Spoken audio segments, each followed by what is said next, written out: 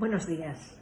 El tema que nos reúne hoy es el tema de todos los que probablemente escucharemos esta reflexión, los llamados los terceros. Aquellos que no somos víctimas de trata, ni somos tratantes, pero que tenemos un rol fundamental en el cambio social. Como en los colegios, cuando se habla de abuso, en los vecinos, cuando somos conocedores de maltrato, o cuando vamos por la calle y vemos una discusión que va más allá de una mera discusión. Somos quienes podemos marcar la diferencia, por activos o por pasivos, por justicia o por indiferencia. Toda acción y decisión influye en la psicología social de un pueblo y, por tanto, del mundo en general. Vamos a reflexionar sobre la indiferencia. La indiferencia también es una forma de agresión, en este caso psicológica. ¿Por qué?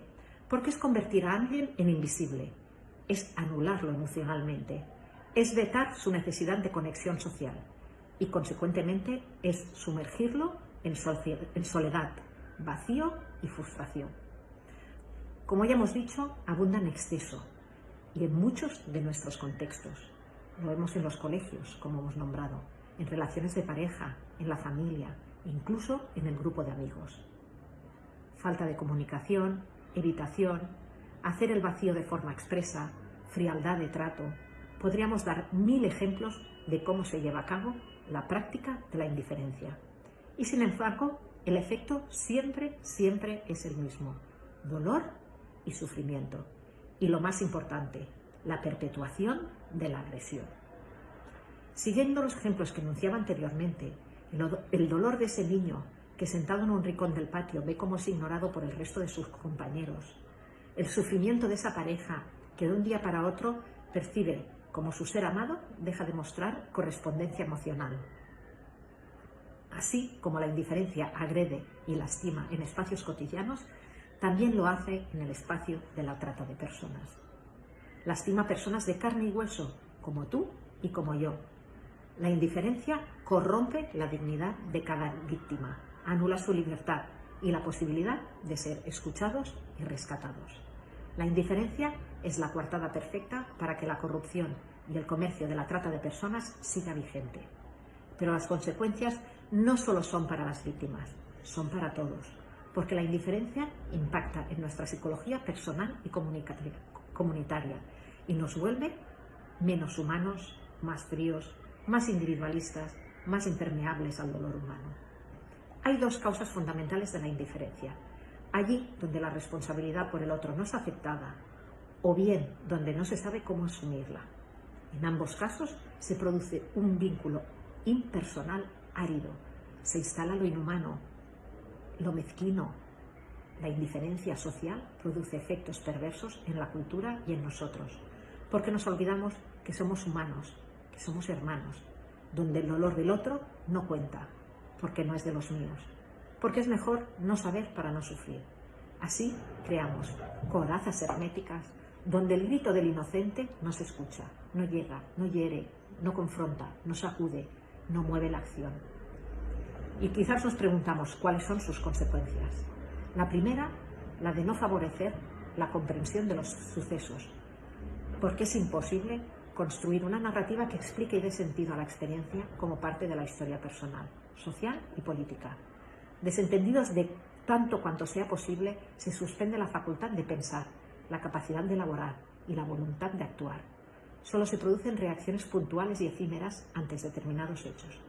Se está presto a ser fácilmente manipulable por lo emotivo, un sentimentalismo que nos lleva a decir: pobres, cuánto dolor de las víctimas, pero solo queda en ese decir y no en un sentimiento que nos lleva a la acción. Los semblantes se hacen inconscientes. Uno de ellos, la llamada tolerancia. En el momento en que todo da igual, le damos el nombre eufemístico de tolerancia, que en realidad lo que encubre es nuestro conformismo y nuestra inacción para enfrentarnos a los miedos. La tercera, se instalan estereotipos excluyentes que a modo de excusas buscan tranquilizar nuestra conciencia y devolvernos el sentido de somos buenas personas. Frases como se lo buscó, solo se puso en peligro, que asuma las consecuencias. Si no pidieron ayuda es porque algo debía haber detrás. La trata solo pasa en países pobres o extranjeros, en Europa no. estamos bien preparados para afrontarlo. En Vendrell no existe la trata de personas. Si sufren explotación es porque no se esforzaron, porque no tienen papeles o porque no tienen estudios. Como estas podemos citar muchas más frases que buscan quitarnos de encima el peso de la incomodidad y la posible culpa. Otra consecuencia, lo heterogéneo ahora se encuentra con la desigualdad, potenciando el proceso de segregación. El miedo y la desconfianza hacen surgir medidas de seguridad que cada vez más se insertan en lo cotidiano y fragmentan la idea de responsabilidad ciudadana. Se nos despierta un instinto de protección y defensa de los nuestros, los cercanos. Y está bien, es noble, pero el problema empieza cuando esa protección hacia lo propio nos aleja y aísla del nosotros más grande, de ese nosotros social y de tantas personas que no tienen las mismas posibilidades de nosotros y que posiblemente dependen de un nosotros más fuerte y solidario para ser escuchados y rescatados. Finalmente, como personas de fe, hay también un componente clave en nuestra manera de entender a Dios y a su obrar. Frases como Dios lo permite para darnos una lección. Dios encontrará caminos y nos liberará a todos. Dios derribará al opresor y enaltecerá al oprimido. Frases que desencarnadas de su contexto eclesial y compromiso social pueden llevarnos incluso a un aislamiento espiritual, donde toda la responsabilidad queda única y exclusivamente en Dios.